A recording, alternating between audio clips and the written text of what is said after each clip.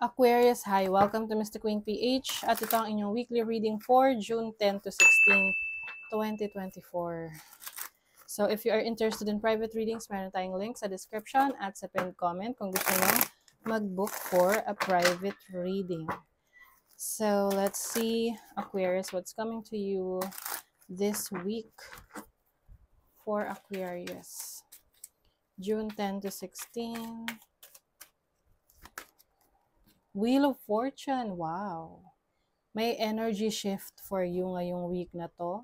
Maaring mas magiging maganda yung mood mo ngayong week na to. You may be traveling this week.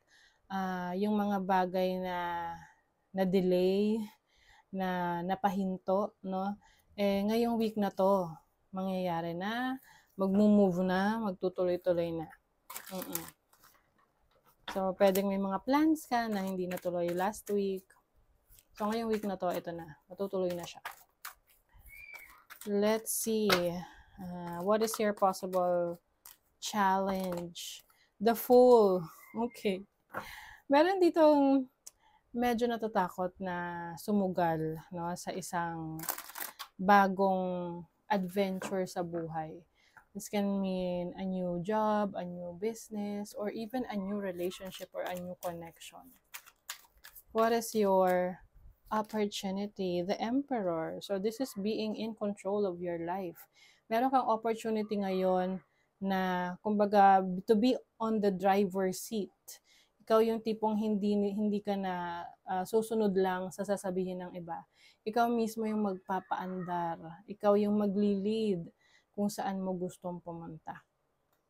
You will have more structure. May discipline ka ngayon to make things happen for yourself. So, take advantage of that. No? Let's see your blessing. Ano yung blessing ng mga Aquarius? The Five of Cups. I think meron kang i-recover. No? This can mean yung mga missed opportunities mo, yung akala mo, hindi mo na makukuha yung resulta na gusto mo. There are times na parang you feel like you've given up, pero yung pala, may twist. Okay? Kasi itong dalawang cups na to, ayan o, they are being presented sa'yo. Kaya lang, iniisip mo yung mga bagay na nawala na sa'yo. No? Yung mga, let's say, mga energy, effort, time na binigay mo para sa isang career, business, trabaho, or relationship or situation na parang feeling mo nasayang. Pero actually, hindi yon nasayang. Kasi yung lessons mo doon, life's lessons mo doon, sa experience na yon, magagamit mo pa sa future endeavors mo. Okay? So for you as a blessing, itong Five of Cups is seeing an opportunity within a difficulty. Okay? So, kumbaga, hindi lahat ng tao nakikita yung opportunity sa isang pagsubok, ha? Yung iba kasi nagmumukmuk lang at nagpo-focus na lang sa pagsubok. But for you, you will realize that you need to redirect your energy, no, sa ibang bagay na kung saan mas mapapabuti ka. Kaya nga energy mo yun is Wheel of Fortune. You are going to another direction. Kailangan lang talaga rito, you own it. You need to own it. You need to have that confidence. Huwag ka matakot. What is the Wheel of Fortune? Oh my God, the Empress. You're very creative. This is abundant. Abundance, prosperity coming in sa'yo. Wow. So talagang energy shift, changes. So kung naging mahirap ang situation mo ng mga nakaraang linggo, eto na. It's your time to shine, Aquarius. What is the Fool? The Six of Cups. Siguro iniisip mo rito yung mga, yung past, yung mga bagay na komportable ka nang gawin. Kaya nga mas maganda you stay out of your comfort zone eh. Kumbaga, try new things.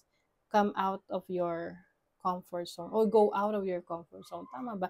Basta ganon. Kailangan umalis ka dun sa comfort zone mo. Kasi nga, pag masyado ka ng komportable dyan, wala nang growth. So, kung gusto mong mag-grow, you have to get out of your comfort zone. Ayun, get out. Get out pala. Okay? Yung iba kasi sa inyo, you're still holding back eh. Na parang, oops, teka lang, ay, wag mo na, ay.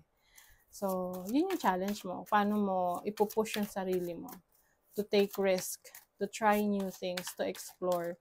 What is the Emperor?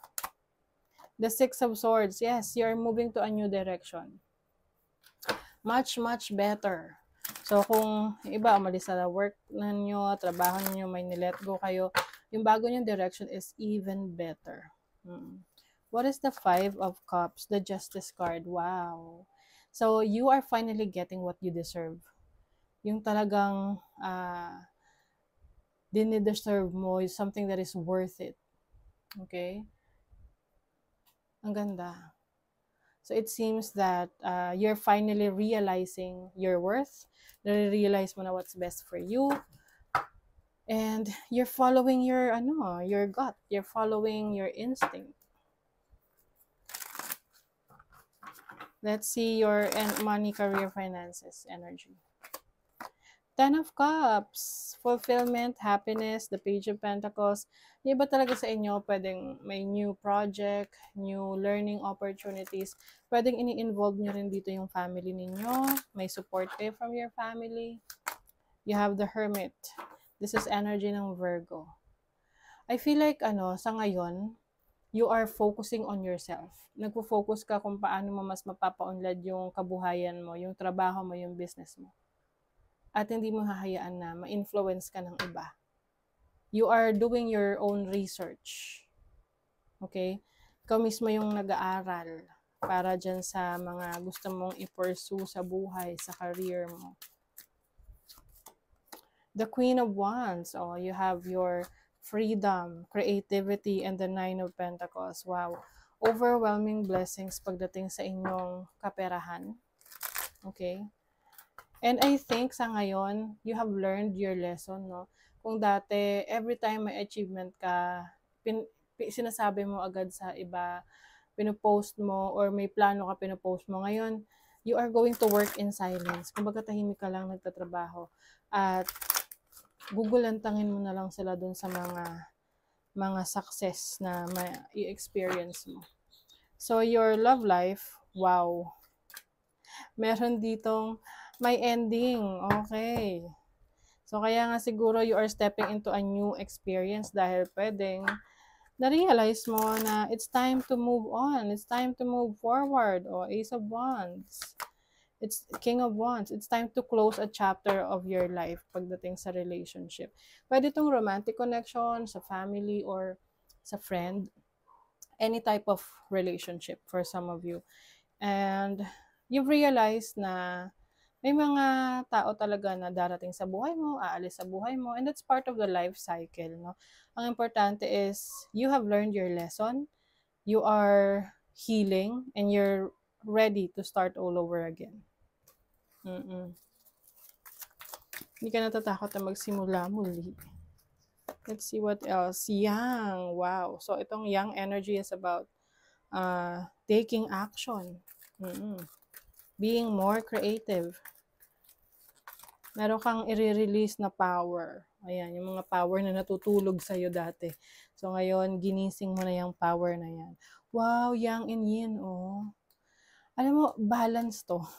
You have the Justice card, that is your blessing. And then, yin and yang ay balance, diba? So, I feel like you will bring balance into your life. Kung ano man yung mga bagay na hindi mo masyadong nabigyan ng attention before, bibigyan mo na ng attention ngayon. You are also going to be more creative and receptive, no? Kumbaga, magiging sensitive ka rin at the same time. You will connect to your instinct, to your intuition. Gabay mo yan para sa mga actions na gagawin mo.